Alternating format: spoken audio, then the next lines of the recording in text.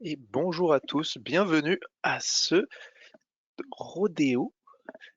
Peut-être pas vraiment un rodéo, mais on va appeler ça un rodéo ce matin, notre petit rodéo du matin, avec café dans une main, croissant dans l'autre. Et donc voilà, on appelle ça un coffee break à l'anglaise, bien sûr. Le coffee break numéro 3, New Vector. Donc si vous avez assisté au numéro 1 et au numéro 2, eh ben, vous allez avoir la suite ce matin. Pour ceux qui n'étaient pas là dans les itérations précédentes, ben on avait fait le tour un petit peu de la partie présentation, de la partie interface de l'outil. On avait bien sûr défini quelques concepts. Et le deuxième petit coffee break qu'on avait fait, ben, c'était un peu plus de la démo, bien sûr, avec des, euh, des sujets comme l'admission control, des choses comme ça qu'on avait traitées. Alors, si on part sur le menu du jour, mais aujourd'hui on va faire notre troisième et probablement dernier coffee break New Vector, sauf si vous avez des requêtes spécifiques, on pourra bien sûr en faire un quatrième qui couvrirait des sujets qu'on n'a pas encore vus. Aujourd'hui donc au menu Zero Trust. Qu'est-ce que le Zero Trust? Comment c'est implémenté dans New Vector? La partie WAF, donc Web Application Firewall, et la partie DLP, Data Loss Prevention, donc comment on se prémunit contre la perte de données.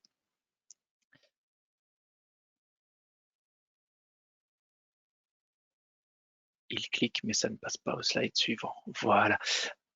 Alors, on fait un petit rappel quand même, vraiment 30 secondes hein, sur ce qu'il y a dans New Vector. Donc, en deux parties, hein, on va sécuriser la partie supply chain, donc tout ce qui se passe avant que les applications arrivent dans le cluster Kubernetes, et la partie runtime, donc tout ce qui se passe lorsque nos applications tournent dans le cluster Kubernetes. Alors, la partie supply chain et runtime, on les a déjà pas mal traitées hein, dans les précédentes éditions. Je ne vais pas revenir dessus.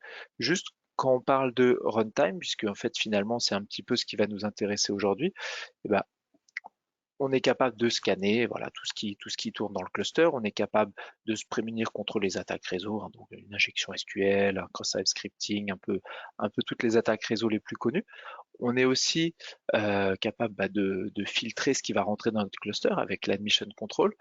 Et tout ça, finalement, on se dit, bah, c'est des menaces qui sont connues. Et dans les choses qui sont connues, qu'on n'aurait pas encore traitées dans les précédentes éditions, eh ben, on va retrouver notre fameux Data Loss Prevention, là, le DLP. Donc, c'est la capacité de bloquer des paquets réseau qui contiendraient des données qu'on juge sensibles. Donc, on va voir comment on fait ça.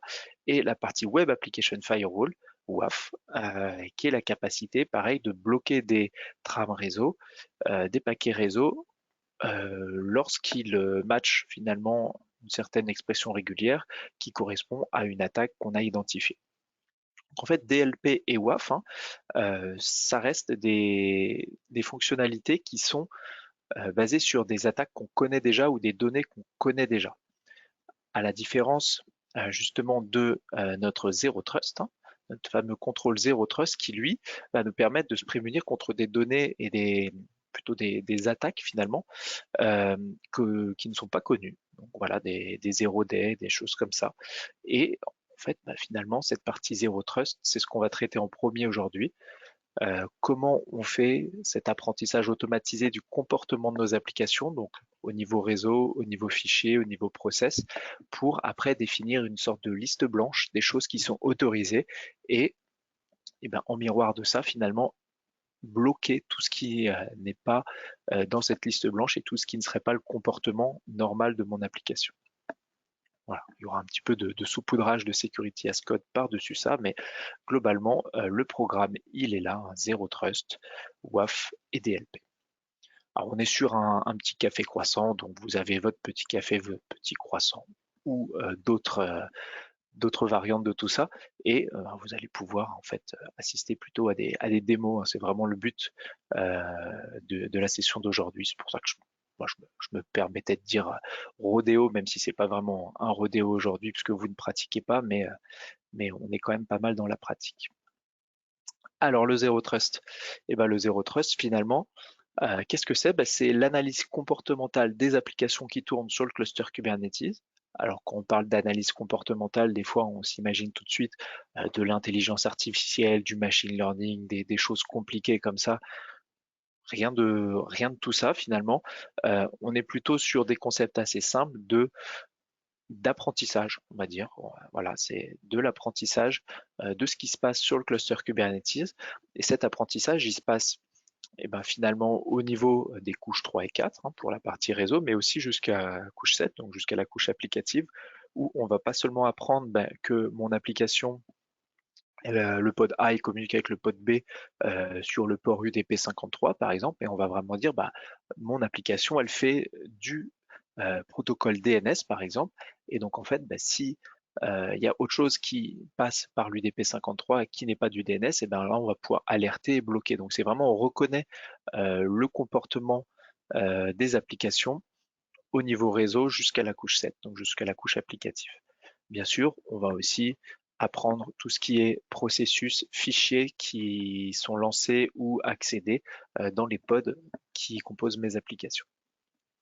Donc ça, vraiment, cette notion de Deep Packet Inspection, c'est une notion qui est euh, pas propre à NuVector, mais qui est un des avantages, en tout cas compétitifs de NuVector, puisqu'on va vraiment pouvoir voir tout ce qui se passe dans le cluster Kubernetes et surtout, on ne va pas faire que de l'alerting, vous le verrez, on va pouvoir bloquer des choses.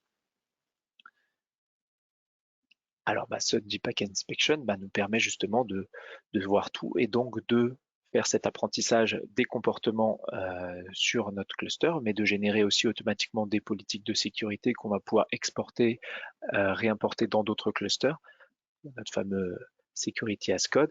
On va pouvoir se prémunir justement contre des zero day, contre des CVE qui ne seraient pas connus. Donc là, on n'est plus seulement dans des attaques qui sont connues, mais vraiment là dans l'inconnu.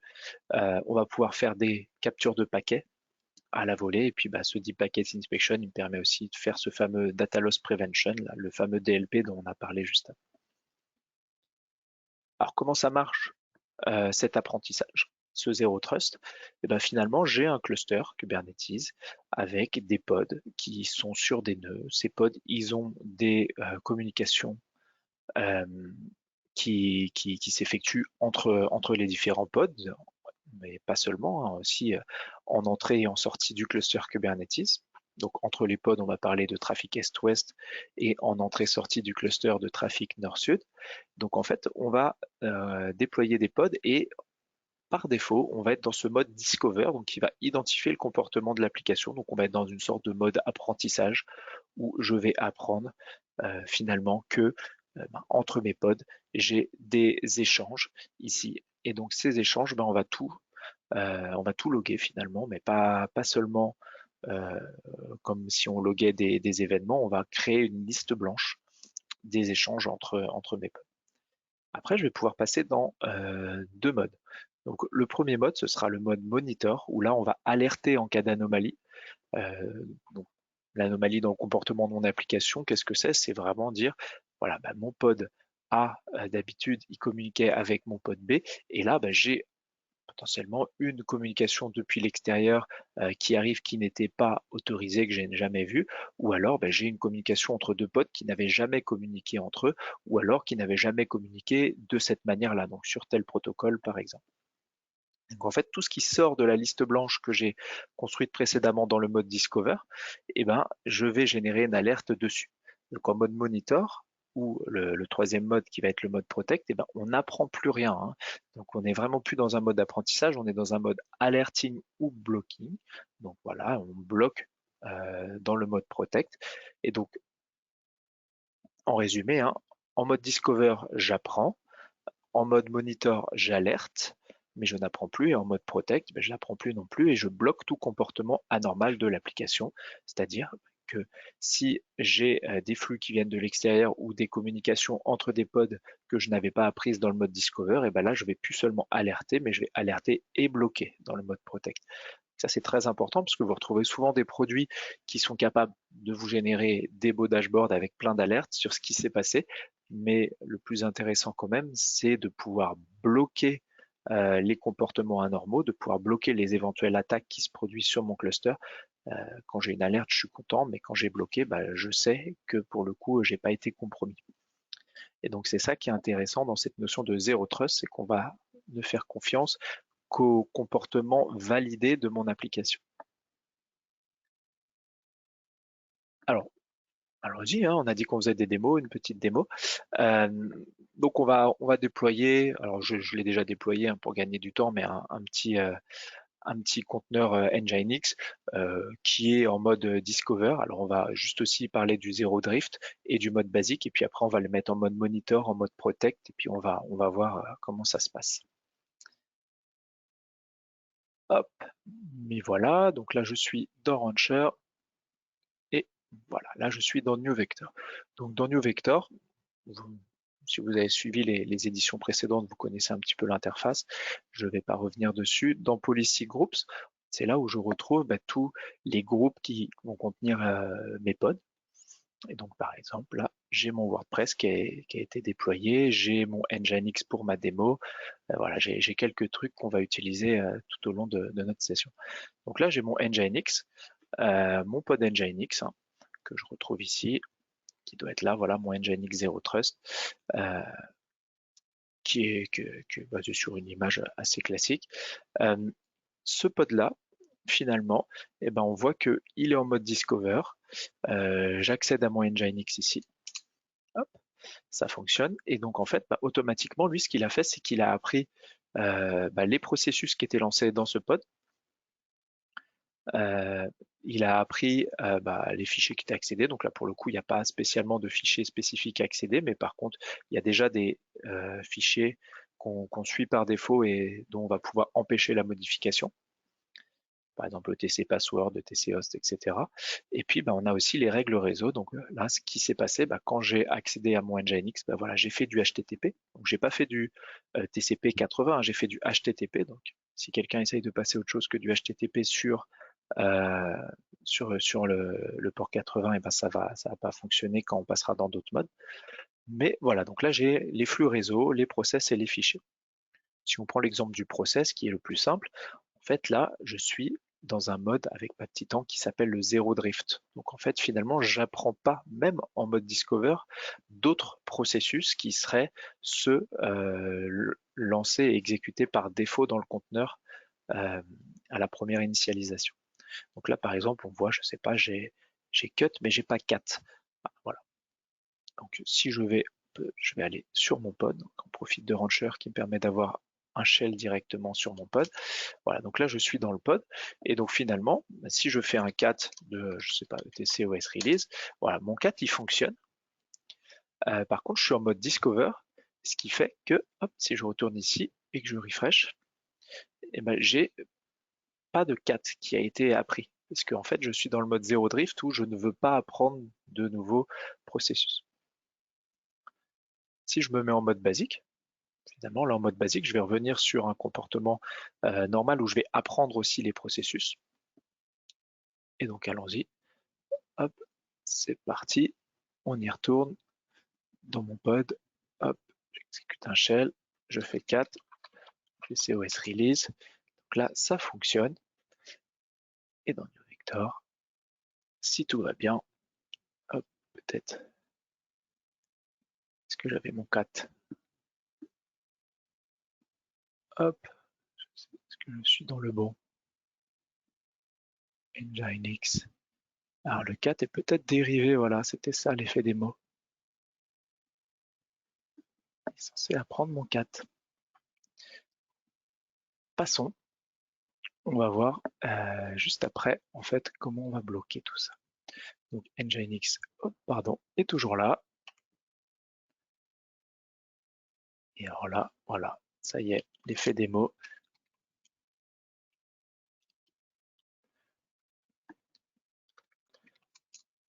Non, 4 s'exécute bien. Hop, je reviens ici. Il est où? Il est là. Ah là, c'est ça. Donc en fait, peut-être que il mettait un petit peu de temps à rafraîchir. Donc voilà, donc il m'a appris mon 4.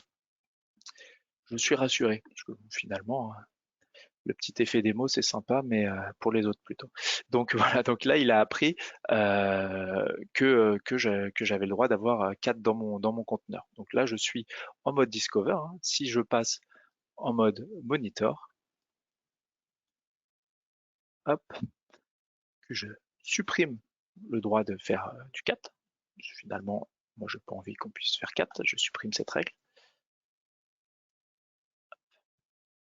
Je reviens dans mon petit conteneur ici. Hop, je peux toujours faire du cat, hein, on est d'accord. Hop, mon cat, il est là. Mais là, normalement, c'est pas autorisé, donc je devrais avoir une alerte. Ici, voilà, process file rule violation. Donc là, quelqu'un qui a exécuté du cat dans mon conteneur, ce qui n'était pas autorisé. Donc, je peux revoir la règle. Si je veux ajouter cat, parce que finalement, bah, c'est un process que je veux autoriser, je pourrais déployer automatiquement la règle d'ici. Passons en mode protect. Hein, hop, hop, hop, dans groups. On va retourner sur mon Nginx ici. Filtrer. Tac. Donc là, ah oui, j'ai sélectionné plusieurs groupes. Hop, j'avais sélectionné Calico, voilà pourquoi. Hop. Donc là, je vais passer en mode protect. Donc on le rappelle, hein, Discover, j'apprends des nouvelles règles. Monitor, j'alerte seulement quand quelque chose se passe mais n'est pas dans les règles. Et protect, bah, je vais bloquer. Donc là, je passe en mode protect. Hein, donc mon conteneur Zero Trust, il est en mode protect. Et donc si je retourne ici et que je fais 4, voilà, la opération not permitted. Donc en fait, j'interdis tout process qui ne serait pas dans ma liste blanche finalement des process autorisés. Donc là, j'ai par exemple cut, mais j'avais pas cat. Et donc il y avait d'autres choses comme ça qui seraient interdites. Donc ça, c'est la partie process. Finalement, bah là, je peux autoriser ou bloquer le déploiement et le démarrage de certains process, qui me permet bien sûr d'autoriser seulement le démarrage des process qui correspondent à mes applications. Et puis si quelqu'un essaye d'exécuter voilà, un processus malveillant, et ben, il sera bloqué. Donc ça va être déjà très difficile d'exécuter par exemple un malware ou autre, voilà, type d'attaque. J'ai mes règles réseau, donc là par exemple, mes règles réseau qui disent que de mon nœud je peux aller vers mon conteneur ou de l'ingress je peux aller vers mon conteneur. Assez simple, hein. Si je me dis ok, je prends mon Nginx là qui fonctionne, bah, si j'enlève ces règles réseau, et ben il n'y a plus rien qui va fonctionner. Hop. Donc là par exemple, je sais pas, dans mes network rules, ici hein, j'ai toutes les règles qui correspondent à mon cluster. Si je prends mon Nginx, donc qui s'appelait Zero Trust d'ailleurs. Zero Trust, ça va être plus facile de le retrouver. Le Zero Trust, donc là voilà, j'ai toutes ces règles-là. Bon, allez, hop, on va pas s'embêter. Si je les enlève toutes, hop, donc là, il va tout me supprimer. Je fais save. OK. Et là, côté réseau, eh ben, je n'ai plus rien d'autorisé pour ce conteneur-là. Et donc, finalement, si j'attends juste quelques secondes que ce soit appliqué, bah, mon conteneur ne va plus être accessible. Donc là, si je retourne dans mon groupe, hop, hop, je vais vérifier ça. Voilà, donc là, il n'y a plus de network rules. Et donc, si je ne me fais pas avoir par le cache de mon navigateur, bah, assez vite, ça va se mettre à plus fonctionner. Voilà, ça y est. Donc 502 bad gateway. Donc, le Nginx, finalement, là, hein, bon, on voit toujours Nginx, mais c'est parce que c'est l'ingress qui est devant qui porte l'accès à cette application qui répond, mais l'application Nginx qui est dans mon conteneur, elle, ne fonctionne plus. Alors après, bien sûr, bah, toutes ces règles qui sont apprises, alors là, on va passer sur un autre, là, par exemple, dans lequel j'ai pas tout supprimé. Et ben, en fait, toutes les règles qui sont apprises, je peux facilement les importer, les exporter. Et donc là, bah, si je prends celui-là pour vous montrer, par exemple, j'exporte les règles de ce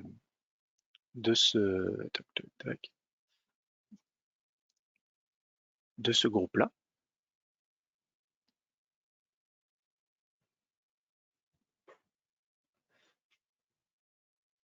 Et voici à quoi ça ressemble. Donc, l'export d'une règle, d'un ensemble de règles New Vector, et ben c'est un CRD, Kind New Vector Security Rule, avec des paramètres. Et donc, par exemple, on a des paramètres pour les applications qui sont autorisées. Donc, la partie DNS en YS, bien sûr. Donc là, il y a du DNS en YS.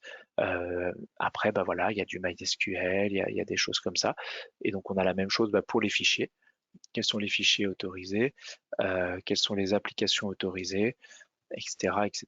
Donc là, voilà, les process, par exemple, j'autorise bash, j'autorise cat, j'autorise cp, date, etc., etc.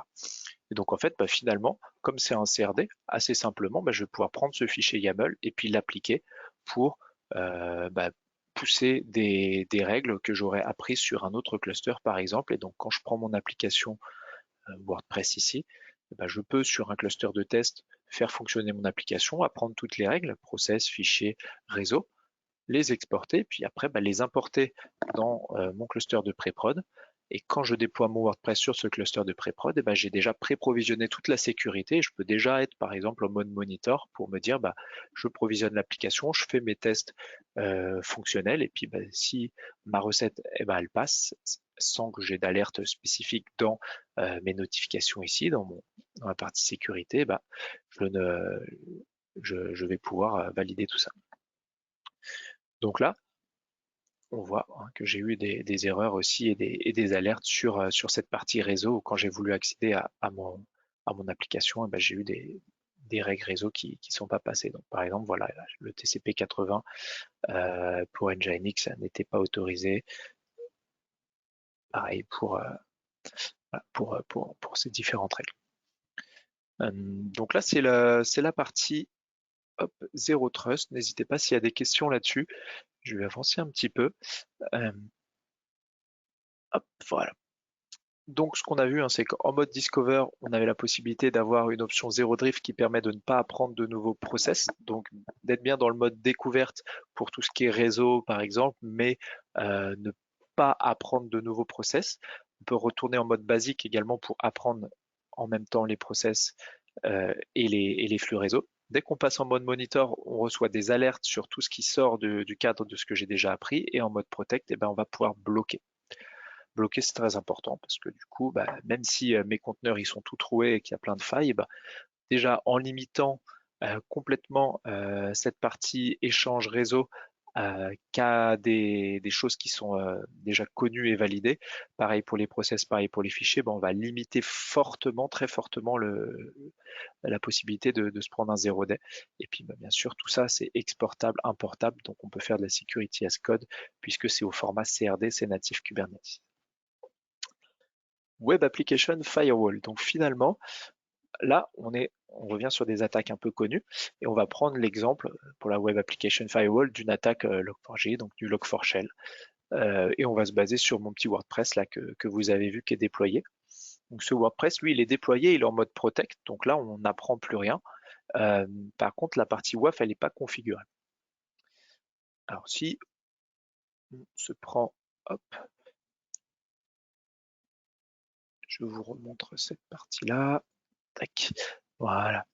Donc, en fait, dans la partie WAF, ici, dans Policy WAF Sensor, par défaut, dans New Vector, on livre des patterns pour détecter l'attaque Log4Shell et String4Shell.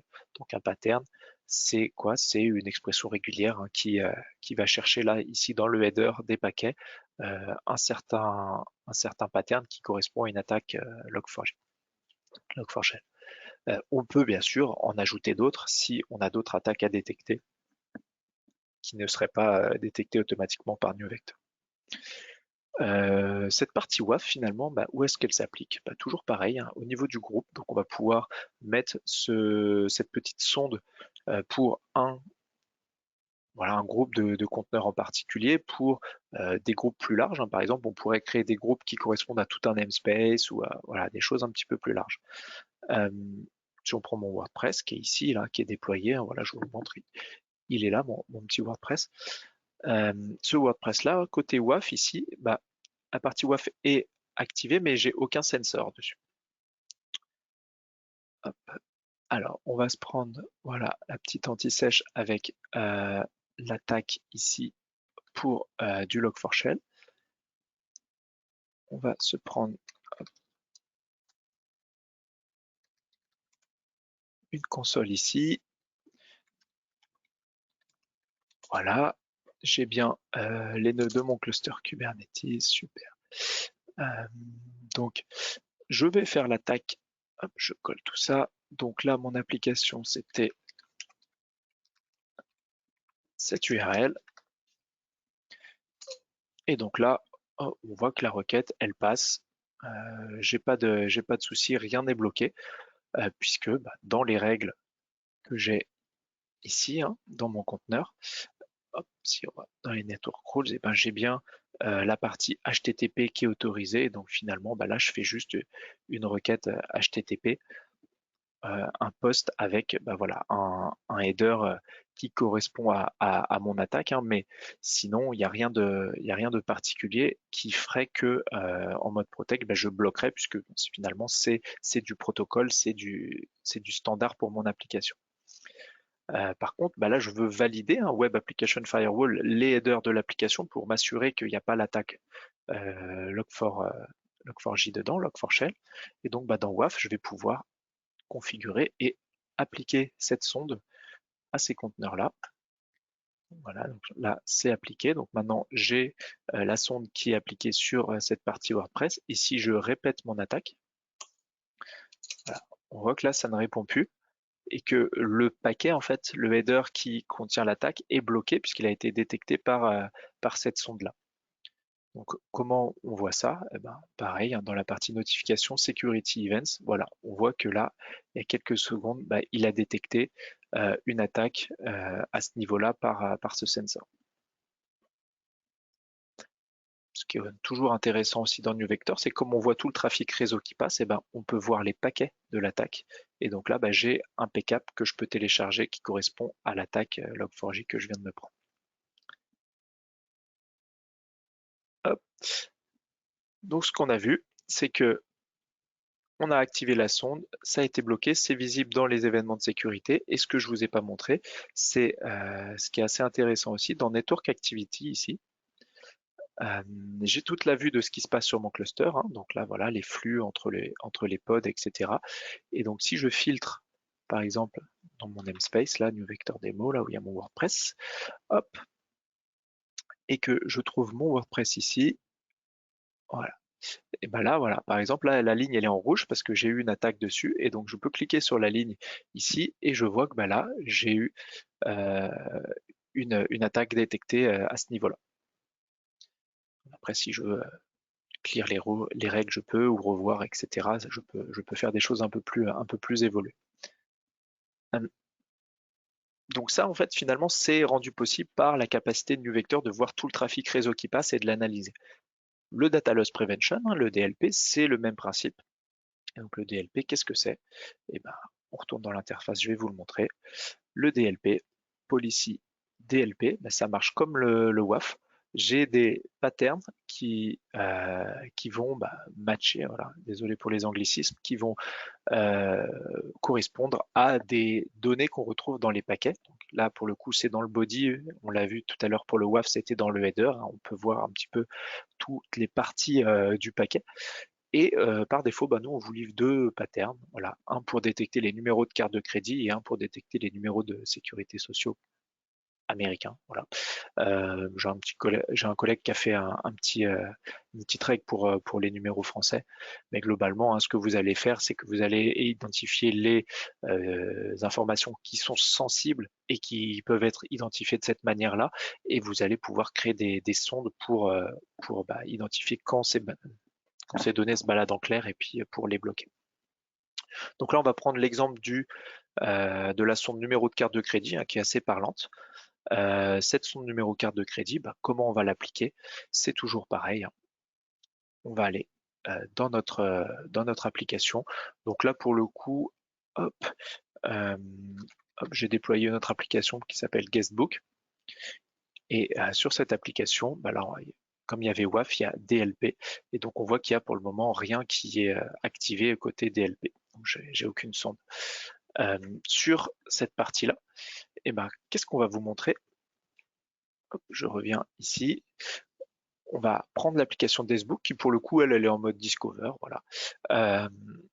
Le DLP n'est pas configuré. On va ajouter des données dans l'application, dont des numéros de carte de crédit. Et après, on va activer la sonde pour voir ce qui se passe.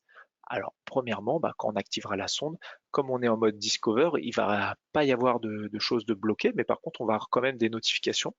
Et après, une fois qu'on va passer en mode Protect, c'est là où ça va bloquer effectivement tout ce que je veux bloquer. Donc, tada, mon application Guestbook, magnifique, hein, une application où je peux mettre des messages. Donc là, café croissant, etc. Donc tout va bien. Allons-y, hein, je me prends un numéro de carte de crédit au pif là. Donc là, je mets un numéro de carte de crédit. Voilà, il se passe rien de spécial hein, puisque je n'ai rien d'activé. Donc là, il y a des numéros de carte de crédit qui se baladent en clair dans mon cluster Kubernetes. Tout va bien, ça ne choque personne. Donc j'active la sonde. Hop, la sonde est activée. Et donc finalement, si je continue d'ajouter des numéros de carte de crédit, hein, où je prends ceux qui sont actuellement, et ben voilà, donc j'ai toujours rien de bloqué. Par contre, dans NewVector, dans la partie notification, voilà, là on voit que ma sonde a détecté un numéro de carte de crédit qui se balade en clair. Je peux même voir la capture réseau pour savoir un petit peu de quel type de données il s'agit. Et je vous le rappelle, hein, je suis en mode Discover sur ce guestbook-là. Et donc finalement, eh ben, si je prends celui-là, hein, où j'ai mis mon sensor, si je le passe en mode Protect, ici, c'est là où je vais commencer à bloquer. Et donc en fait, c'est vraiment le plus intéressant. Hein. C'est j'ai du numéro de carte de crédit d'une application qui sort d'une application qui n'est pas du tout sécurisée, qui se balade en clair sur mon cluster, et ben je mets cette petite sonde, je passe en mode Protect, et là, tout paquet dans lequel je repère un numéro de carte de crédit qui est en clair, et ben je le bloque. Et donc qu'est-ce qui va se passer dans mon application? Et ben là, hein, même si je refresh la page, voilà, c'est le cache de mon navigateur, mais voilà, donc il y a plus de messages, en fait, tout est bloqué par la sonde. Donc, pour l'exemple, hein, je l'ai mis juste sur le réplica, il faudrait que je le mette sur le Redis master aussi pour être sûr que tout soit bloqué des deux côtés, parce que là, voilà, en fonction de s'il tombe sur le master ou sur les réplicas, il y a peut-être encore des choses qui vont passer, mais c'était pour vous montrer le principe. Mon application, en fait, finalement, est toujours fonctionnelle. C'est juste que dès qu'il y a un paquet qui contient un numéro de carte de crédit qui passe, et ce paquet est bloqué. Et donc, finalement, il est jamais affiché dans l'application. Pareil, hein, Network Activity. Si je refiltre, alors ce sera quand même plus, voilà, ici, plus parlant. C'est mon réplica et donc là voilà j'ai la partie Redis et donc si je clique sur les petits liens ici, hop, voilà, là, on voit que il m'a détecté un problème et il y a le sensor Credit Card qui s'est activé. Donc voilà, donc cette partie visualisation elle est aussi très pratique puisque vous avez beaucoup d'autres possibilités. Hein. Par exemple, là, si on se rend compte que cette application, elle commence à faire n'importe quoi, je peux la mettre en quarantaine directement d'ici. Ou alors, on en avait parlé dans une précédente édition, mais j'ai des règles de réponse aussi. Alors ça, on le pratique dans le Rodeo New Vector. N'hésitez pas à participer à nos rodéos. Hein, mais dans les règles de réponse, je pourrais ajouter une règle de réponse qui dise sur un événement de sécurité de type DLP sensor ou quelque chose comme ça. Voilà, par exemple, credit card, etc. Si je détecte un numéro de carte de crédit, et automatiquement, je mets le pod en quarantaine, ce qui permet de dire, voilà, là, j'ai une application qui commence à faire n'importe quoi, il y a une mise à jour qui leak des données sensibles, et automatiquement cette application elle finit en quarantaine jusqu'à ce que je puisse analyser tout ça.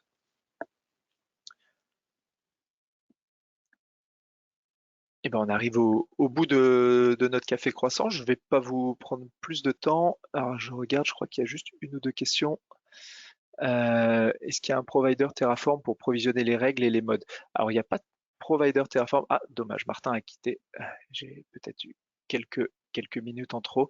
Donc je vois que Julien lui avait répondu. Donc il n'y a pas de provider Terraform, mais en fait quand vous exportez, tout est du CRD natif Kubernetes. Donc finalement vous pouvez déployer tout ce qui est règle, hein. Tout ce que vous voyez là dans New Vector peut être déployé as code via votre CD, via une commande kubectl, via tout l'outillage que vous avez habituellement pour déployer une application Kubernetes. On peut même imaginer avoir à côté du code de l'application la sécurité de New Vector qui est embarquée. Donc on essaiera de mettre les sessions précédentes, je sais pas, peut-être sur YouTube si elles y sont pas. Donc on avait couvert l'architecture, l'installation, les premiers pas. Donc là je suis pas revenu sur l'interface aujourd'hui. La partie scan, conformité, contrôle d'admission, attaque réseau, ce genre de choses qu'on avait aussi couvert dans la deuxième édition. Donc aujourd'hui on s'est plus concentré sur la partie Zero Trust, les différents modes et cette partie Web Application Firewall, DLP. Mais si vous avez d'autres sujets à couvrir, hein, n'hésitez pas. Je vais laisser le chat encore pendant une petite minute. Et puis, s'il y a des choses que vous n'avez pas pu voir, n'hésitez pas à nous contacter ou à participer aux prochains événements, hein. Donc là, je vous les affiche ici. En mai, on aura une petite session sur Linux et Stig, hein. Donc Stig, c'est le guide de sécurisation, Stig DISA, qui est un des plus restrictifs pour sécuriser les OSB pas que, et donc on va faire une petite session là-dessus sur comment on peut dans notre OS SLES, donc notre OS SUSE, remédier très simplement et se mettre en conformité avec le stick DISA. Et après, pour revenir un peu sur nos sujets conteneurs, on va dire, le 12 mai, un rodéo New Vector où là vous avez un peu de théorie et 1 heure et demie de pratique où vous allez avoir une interface New Vector, vous allez pouvoir pratiquer, vous allez pouvoir mettre les mains dans le cambouis. Le 23 mai, pareil pour Rancher, et puis il y a d'autres itérations après si vous ne pouvez pas en mai. En juin, on a des rodéos Rancher et New Vector, et en juillet, on en a un Rancher, et on fera peut-être un New Vector si tout le monde n'est pas en vacances. Voilà, on fera un petit café croissant sur Harvester aussi, qui est notre solution d'hyperconvergence. Faire de la VM facilement avec Harvester. Je vous remercie et n'hésitez pas, s'il y a deux, trois petites questions dans le chat, j'y réponds juste après. À bientôt.